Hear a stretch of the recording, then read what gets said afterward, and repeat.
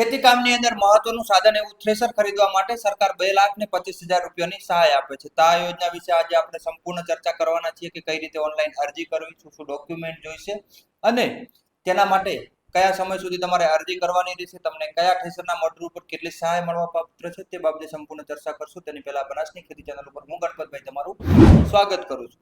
હજુ સુધી તમે બનાસની ખેતી ચેનલને સબસ્ક્રાઇબ ના કરી તો સબસ્ક્રાઇબ કરો ને તેની બાજુમાં આપેલું બેલનું આઇકોન છે તે અવશ્ય દબાવો, જ્યાં તમને ખેતી લક્ષી તમામ માહિતી મળી જવાની છે. અને આ વિડીયો તમારા એક ખેડૂત મિત્રને પણ શેર કરજો. હવે ભારત એક કૃષિ પ્રધાન દેશ છે અને તેની અંદર ખેતીની અંદર સમય જતા ટેકનોલોજીની અંદર બદલાવ આવતો હોય છે અને તેના માટે રાજ્ય સરકાર દ્વારા ખેડૂતોને થ્રેસરની ખરીદી ઉપર સહાય મળી રહે તેના માટે એક મહત્વની યોજનાની શરૂઆત કરવામાં આવી છે.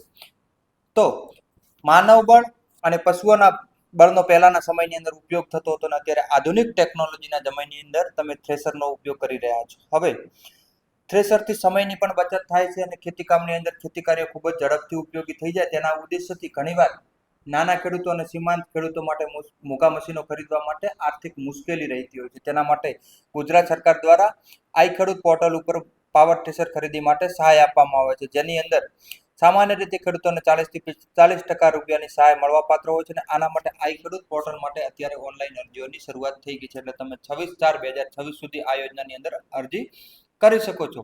તો આ યોજનાની અંદર સહાયના ધોરણની વાત કરું તો ₹30,400 થી 2,25,000 રૂપિયા સુધીની તમને સહાય મળવા પાત્ર છે. અને લાભાર્થી પસંદગી અનુસાર ભારત સરકાર દ્વારા માન્ય કરેલ ટેસ્ટિંગ સંસ્થાઓ દ્વારા ટેસ્ટિંગ થયેલ આઈ ખેડૂત પોર્ટલ ઉપર પ્રદર્શિત રજીસ્ટર થયેલ કંપનીના માન્ય મોડલની ખરીદીની જે સાધન ખરીદવાનું થ્રેસર ખરીદવાનું રહેશે. હવે સાધનની તેઓના મેન્યુફેક્ચર વેન્ડર ઓથોરાઇઝ ડીલર પાસેથી ખરીદી કરવાની રહેશે. હવે આ યોજનાની અંદર તમે ખેતીવાડી વિભાગની યોજનાઓને જઈ અને તેનો સંપૂર્ણ વિડીયો આપણી આ ચેનલ ઉપર મૂકેલો છે, તે વિડીયો પણ તમે જોઈ શકો છો. હવે હું તમને અહીંયા વાત કરું ડોક્યુમેન્ટની, તો તમે ખેતીવાડી ખાતાની યોજનાઓની અંદર પાવર થ્રેસર યોજનાની અંદર તમારે જવાનું રહેશે. અને તેના ડોક્યુમેન્ટની વાત કરું તો જાતિનું પ્રમાણપત્ર જો લાગુ પડતું હોય તો, સંયુક્ત ખાતેદારના કિસ્સાની અંદર બાહેધરી પત્ર, બેંક પાસબુક અથવા તો કેન્સલ ચેક, આધાર કાર્ડ, ખરીદ બિલ, વન અધિકાર પ્રમાણપત્રની નકલ લાગુ પડતી હોય તો, દિવ્યાંગ હોવાનું પ્રમાણપત્ર જો લાગુ પડતું હોય તો, અરજીની સહીવાળી નકલ, તમે જો અરજી કરતા હો તે તમામ અરજીઓની નકલ સાચવીને રાખજો. જ્યારે તમારી અરજી મંજૂર થશે ત્યારે એ અરજીની નકલની જરૂરિયાત રહેશે. 7, 12 અને 8 આની નકલ, સાધન સાથે લાભાર્થીનો ફોટો અને સાધનનો ફોટો, જો આરટીઓ પાસિંગ લાગુ નથી પડતું એટલે આરટીઓ પાસિંગ અથવા તો સેન્ટ્રલ ઈએમઆઈ નંબર, અને સંયુક્ત ખાતેદારીના કિસ્સાની અંદર બાહેધરી પત્રક અને આધાર કાર્ડની જરૂરિયાત રહેશે. જો ખેડૂત મિત્રો તમે થ્રેસર ખરીદવાનું વિચારી રહ્યા હો તો આ યોજના તમારા માટે ખૂબ જ મહત્વની સાબિત થઈ જવાની છે.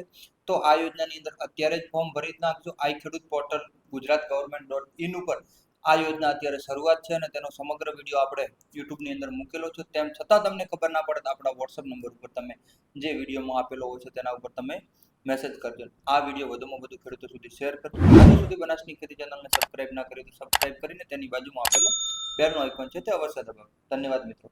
ખેડૂત પોર્ટલની અંદર અરજી કરવા માટે પહેલા તો તમારે યોજનાનો વિભાગ પસંદ કરવાનો છે. અહીંયા તમે ખેતીવાડી વિભાગ છો, પહેલા તો સંપૂર્ણ વિડીયો જોઈ લેજો.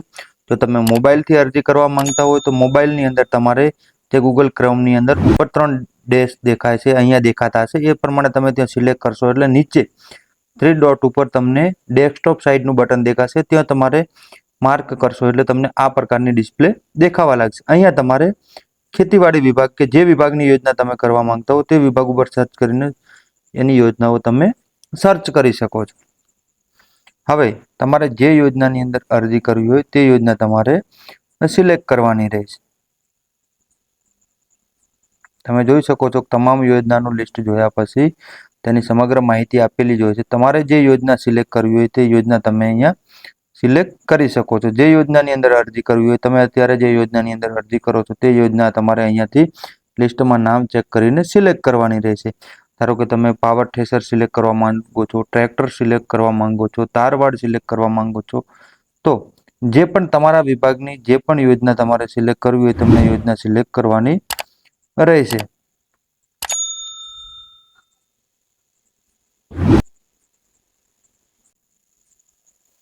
તમને જે પણ યોજનાની અંદર અરજી કરવાની હોય તે યોજનાની અહીંયા તમારે વિગત ચેક કરી લેવાની છે, કઈ યોજના છે તેની તારીખ ચેક કર્યા પછી જે તમને અહીંયા સહાયનું ધોરણ છે ને તેના બાબતની તમામ માહિતી અહીંયા આપેલી હોય છે. હવે અહીંયા તમારે તેના દસ્તાવેજ શું શું જોઈએ છે તે તમે ચેક કરી શકો છો. અરજી કરો અને વધુ માહિતી માટે તો અહીંયા હું તમને તમે જે પણ યોજના હોય તમામ યોજનામાં આ જ સેમ સિસ્ટમ છે. તો તમે અહીંયા અરજી કરો ઉપર મેં સિલેક્ટ કર્યું છે.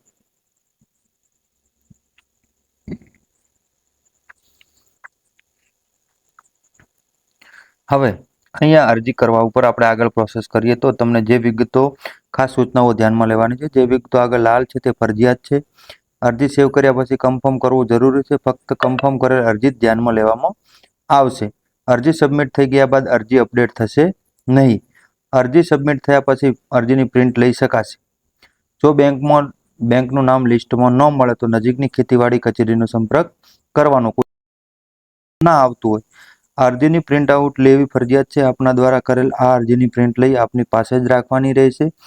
અરજી અન્વયે ખરીદી કરવા માટે પૂર્વ મંજૂરી આપવામાં આવે અને આપના દ્વારા પૂર્વ મંજૂરી મુજબ સાધન સામગ્રી નિયત સમય મર્યાદામાં નિયમાનુસાર ખરીદી કરી પૂર્વ મંજૂરીના હુકમમાં દર્શાવેલ તમામ આધાર પુરાવા તથા અરજીની સહીવાળી નકલ સાથે દર્શાવેલ આધાર પુરાવા સહાય દરખાસ્ત સાથે રજૂ કરવાની રહેશે. જ્યારે તમારી અરજી મંજૂર થાય એ વખતે તમે જે અરજીની પ્રિન્ટ કરેલી હોય તમારે નકલ સાથે લેવાની રહેશે. હવે અહીંયા જે મેં ખેતીવાડી ખાતું તમે જે જોઈ લેજો પાવર સ્ટેશનની મેં અહીંયા સિલેક્ટ કર્યું છે અને તેનો સમય અને તારીખ પણ તમને અહીંયા બતાવે છે. હવે આગળ વધવા ઉપર ક્લિક કરશું. તમે અહીંયા તમારો આધાર નંબર નાખ્યા પછી તમારે અહીંયા હું અહીં જણાવું છું કે મને પ્રમાણે સિસ્ટમ મંજૂરી છે તેની બાબતે અહીંયા તમારે રાઈટ સિલેક્ટ કરવાનું રહેશે. જે પરવાનગી આપું છું ત્યાં. હવે અહીંયા તમે વેરિફિકેશન માટે તમારે સેન્ડ ઓટીપી તમે બે પ્રકારે કરી છો, બાયોમેટ્રિક અને ઓટીપીના આધારે. હું અહીંયા ઓટીપી સિલેક્ટ કરું છું. ઓટીપી સિલેક્ટ કર્યા પછી સેન્ડ ઓટીપી ઉપર તમારે સિલેક્ટ કરવાનું રહેશે.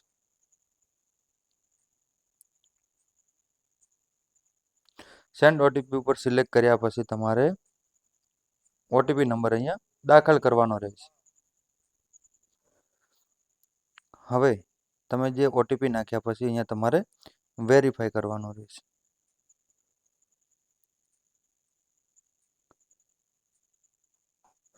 આધાર ઓટીપી વેરિફિકેશન સક્સેસફુલ થઈ ગયું છે. હવે આગળ તમારે સેવ અને નેક્સ્ટ ઉપર ક્લિક કરવાનું રહેશે. લાભાર્થીની વિગતોનો વિભાગ આવી ગયો છે. તમે જોઈ શકો છો કે અહીંયા આપણે લાભાર્થીની જે વિગત છે તે ભરશું. હવે તમે તમારી વિગત તમારા નામ પ્રમાણે તે તમે દાખલ કરી શકો છો. લાભાર્થીનું નામ અંગ્રેજીમાં, આધાર કાર્ડ નંબર, સરનામું, જિલ્લો,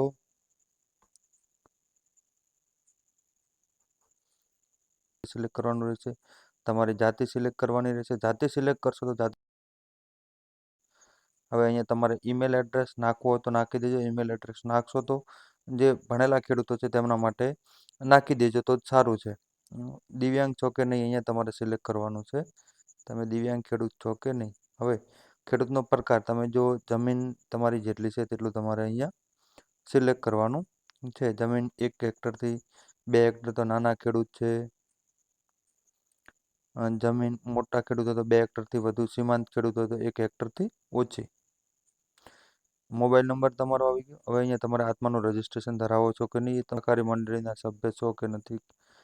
હવે આગળ જે તમારી ના લખ્યું પછી તમે સેવ અને નેક્સ્ટ ઉપર ક્લિક કરો. બેંકની વિગત અહીંયા નાખવાની રહેશે. બેંકની બ્રાન્ચ, બેંકનો ખાતા નંબર, કન્ફર્મ ખાતા નંબર, અરજદારનું નામ બેંક પ્રમાણે અને અરજદારનું સરનામું બેંક પ્રમાણે.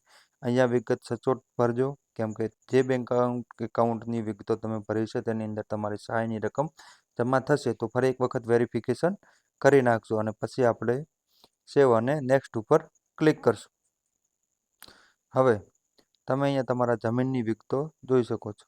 અહીંયા તમારે જે જમીનની વિગત છે તે તમારે જમીનની વિગત, જમીનનો રેકર્ડ, ખાતા નંબર, જમીન માલિકનું નામ આવશે, જમીનનું નામ અને જમીનનો વિસ્તાર આવશે. હવે તમારે 1 થી વધારે ખેતર હોય તો તમે વધારે પણ સિલેક્ટ કરી શકો છો. જેના માટે જો તમારે 1 થી વધારે ખેતર હોય તો તમે તેની વિગતો અહીંયાથી એડ કરી શકો છો અને અથવા તો તમે અહીંયાથી જે ખેતર ઉપર તમે વધારે ખેતર હોય તો સિલેક્ટ કરતા હો તેના ઉપર અહીંયા તમારે ક્લિક કરવાનું રહેશે. હવે હું એક વખત ચેક કરીને બતાવી દઈશ એડ કઈ રીતે કરવું. તમે જોઈ શકો છો કે એડ કરવા માટે પહેલાં તમારે ખાતાનો પ્રકાર, જમીન રેકર્ડ, જમીનનું નામ, જિલ્લો, તાલુકો અને ગામ પસંદ કરવાનું રહેશે. હવે જમીન રેકર્ડ ધરાવું છું તે સિલેક્ટ કર્યા પછી તમારે અહીંયા તમારા 7/12 આંટાની નકલ અપલોડ કરવાની રહેશે. જમીનની માહિતી આંટાની નકલ અપલોડ કરવાની રહેશે અને તે બધું કરીને અહીંયા સાચવવાનું રહેશે. નેટવર્કની એરર છે જેના હિસાબે હું આગળ તમને બતાવી નથી શકતો, પણ તમે સેવ અને નેક્સ્ટ ઉપર ક્લિક કરશો એટલે અહીંયા તમારે દસ્તાવેજની વિગતો આવશે. દસ્તાવેજની વિગતો તમે ક્લિક કર્યા પછી તમારે સેમ આ જ પ્રોસેસથી તમારા દસ્તાવેજ અહીંયા એડ કરવાના રહેશે, એટલે કે ડોક્યુમેન્ટ એડ કરવાના. હવે જમીનની વિગતો એડ કર્યા પછી તમારે અહીંયા આગળ સેવ અને નેક્સ્ટ ઉપર ક્લિક કરશો એટલે જે ડોક્યુમેન્ટની વિગતો આવશે અને ડોક્યુમેન્ટની વિગતો પણ તમે અહીંયા એડ કરી અને તમારા જે ડોક્યુમેન્ટ છે તમે એડ કરી શકશો. અને પછી લાસ્ટની અંદર અહીંયા સબમિટ અરજી તેવું ઓપ્શન આવશે. અરજી કર્યા પછી એક વખત કન્ફર્મ ચેક કરી નાખવું કે તમારી અરજી સબમિટ થઈ છે કે નથી અને પછી તમે અરજીની પ્રિન્ટ આઉટ નીકાળી દીધો, જેથી તમારી અરજીની પ્રિન્ટ આઉટ રાખવાની રહેશે અને જ્યારે તમારી અરજી મંજૂર થાય ત્યારે ડોક્યુમેન્ટ સાથે તે પ્રિન્ટ આઉટ રજૂ કરવાની રહેશે. ત્યાં સુધી કોઈને આપવાની નથી. અને જે ડોક્યુમેન્ટની જરૂરિયાત છે તમે અહીંયા વધારે ડોક્યુમેન્ટ અપલોડ કરી દીધા અને બીજી અરજી કરવી છે તો જે ડોક્યુમેન્ટની જરૂરિયાત રહેશે તે ડોક્યુમેન્ટને અહીં જે સિસ્ટમ છે સેમ તેના પ્રમાણે જ તમારે સિલેક્ટ કરીને તેટલા ડોક્યુમેન્ટને ત્યાં મંજૂરી આપવાની રહેશે. તો આપણી બનાસની ખેતી ચેનલને હજુ સુધી સબસ્ક્રાઇબ ના કર્યું તો સબસ્ક્રાઇબ કરો અને તેની બાજુમાં આપેલ બેલનો આઇકોન છે તે અવશ્ય દબાવો અને આ વિડીયો વધુમાં વધુ ખેડૂતો સુધી શેર કરો, જેથી આપણા ખેડૂત મિત્રો વધુમાં વધુ યોજનાઓનો લાભ લઈ શકે. મારે અહીંયા થોડા નેટવર્ક પ્રોબ્લેમના હિસાબે હું અરજી સબમિટ નથી કરી શક્યો, પણ તમે સેવ અને નેક્સ્ટ પછી દસ્તાવેજની વિગતો દાખલ કર્યા પછી સબમિટ અરજી કરશો તો જ અરજી માન્ય ગણાશે. અત્યારે થોડો નેટવર્કનો ઇસ્યુ આવે છે એટલે હું અરજી સબમિટ કરી શકતો નથી. તો ચાલો, મારી સાથે જોડાયેલા રહે બદલ તમારો ધન્યવાદ મિત્રો.